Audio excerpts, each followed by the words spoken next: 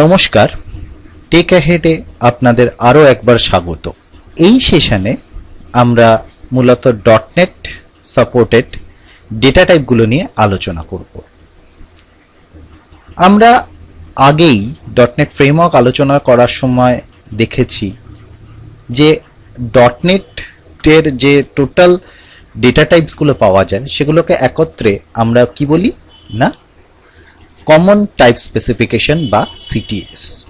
এই সিটিএস মূলত দু রকমের, একটা হচ্ছে ভ্যালু টাইপ আর একটা হচ্ছে রেফারেন্স টাইপ। ভ্যালু টাইপ বলতে কি বোঝাচ্ছে না, যে সব ডেটা টাইপের ভেতর আমরা ডাইরেক্টলি ভ্যালুকে স্টোর করতে পারি তাদেরকে আমরা মূলত ভ্যালু টাইপ বলছি। আমরা যেসব ভ্যারিয়েবলসগুলো মেনলি ইউজ করি, নর্মালি যেসব ডেটা টাইপগুলো আমরা ভ্যারিয়েবল হিসাবে ইউজ করি, সেই ডেটা টাইপগুলো সাধারণত আমাদের ভ্যালু টাইপ হয়। ভ্যালু টাইপের উদাহরণস্বরূপ আমরা বলতে পারি bool, byte, char, decimal, double, float, integer, long, S byte, short, U int, U long, U short. এর ভেতর আমরা অধিকাংশই আমাদের চেনা, আমাদের নতুন যেগুলো আসছে সেগুলো হচ্ছে বুলিয়ান, মানে বুলিয়ান ভ্যালু, অর্থাৎ আমরা ট্রু ফলস রাখতে পারি।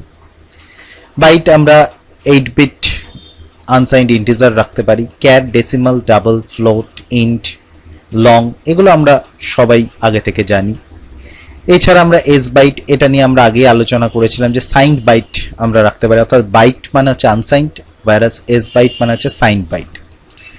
Similarly short, unsigned int, unsigned long এবং unsigned short, U int, U long, U short হিসাবে আমরা ডেটা টাইপ হিসাবে ইউজ করতে পারি।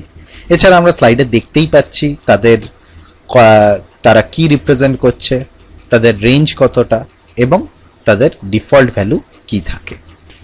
এবার আমরা আসি রেফারেন্স টাইপ।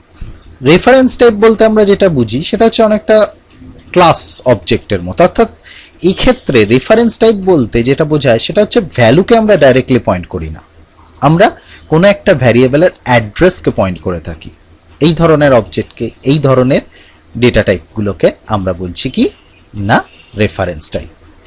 এর উদাহরণস্বরূপ আমরা বলতে পারি বিভিন্ন অবজেক্টস, কালেকশন, অ্যারে, স্ট্রিং, এগুলো সবকটাই কিন্তু আমাদের কি না, এগুলো সবকটাই আমাদের রেফারেন্স টাইপের উদাহরণ।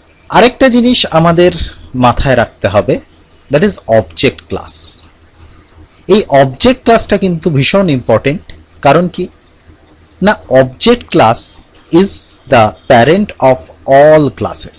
অর্থাৎ আমরা যে ক্লাসই, সেটা ইউজার ডিফাইন্ড হোক বা সিস্টেম ডিফাইন্ড হোক, আমরা যে ক্লাসই বানাই না কেন তার ভেতরে অবজেক্ট ক্লাস কিন্তু ইমপ্লিসিটলি অর্থাৎ অটোমেটিক্যালি ইনহেরিট হয়ে যায়।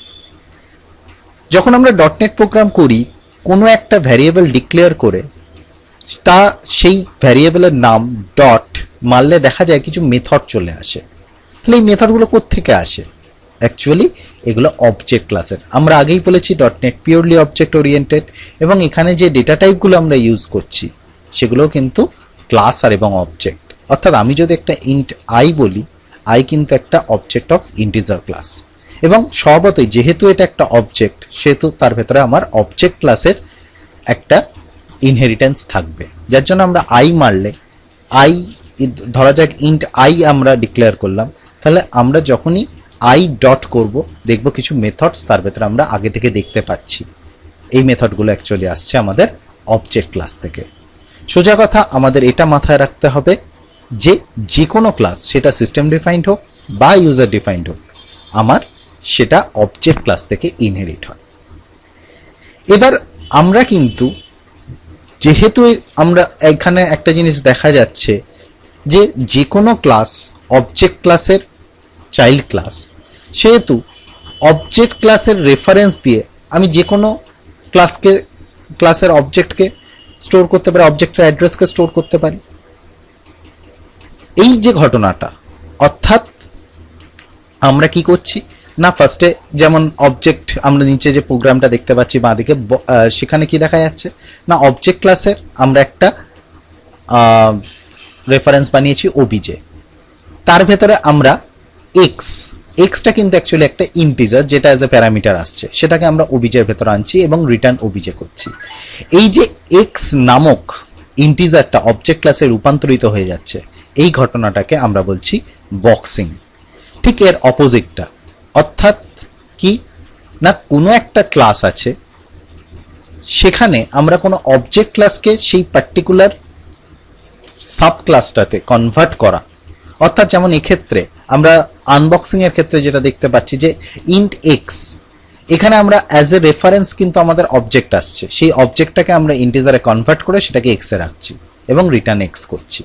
তাহলে এই ঘটনাটাকে আমরা বলছি আনবক্সিং।